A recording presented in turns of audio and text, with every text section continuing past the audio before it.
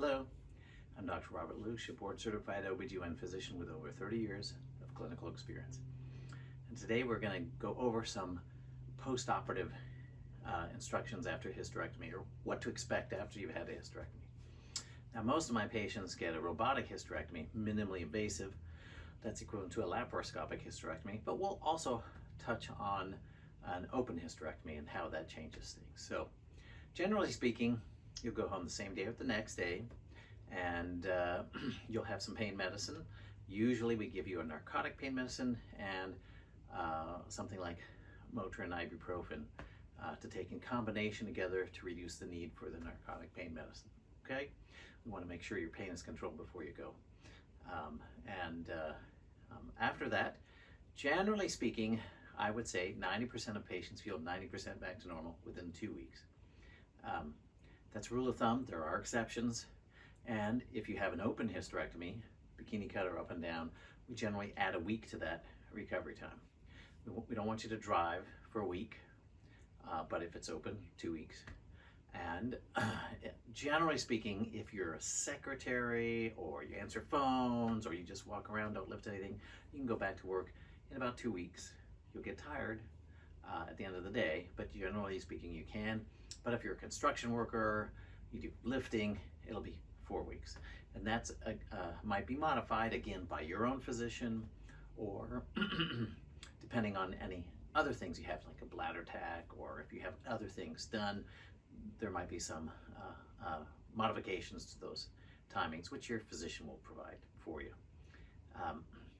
So we also recommend waiting about 6 weeks before you have intercourse.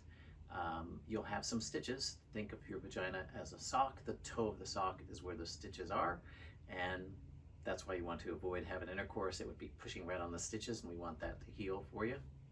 We do generally expect you to have a little bit of spotting, a little bit of discharge after the surgery, and that can be a few days after, a couple of weeks after, and then later on, when your stitches dissolve, that might happen a couple of months later, a little bit of discharge or spotting after intercourse.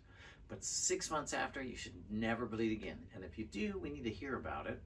It can be something called granulation tissue, which is easy to treat, but it won't go away. So something to remember.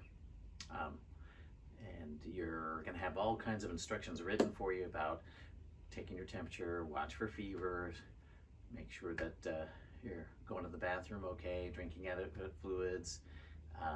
I generally tell you not to lift anything heavy, and rather than give you weight, I say anything that would normally take 2 hands, that's something you should avoid till you've been seen by your doctor 4 weeks later. Now, a baby is small and takes 2 hands, so the point is something that weighs enough, like a chair or a desk or changing a tire. Those are the type of things you want to avoid. Lifting until you've gotten clearance. We don't want you to pop the stitches, okay? Now, if you have some kind of bladder suspension or suspension surgery with a mesh, those restrictions will be extended. And remember I said if you have an open hysterectomy, usually instead of going home the same day or the next day, you go home in 2 days, give or take. You can't drive for 2 weeks, and the recovery time adds a week or 2, all of those numbers. So that's the general guidance. Just to give you a feeling, you will have written instructions. If you're about to leave from the surgery and you haven't gotten those written instructions, make sure you have them so that you can refer back to them.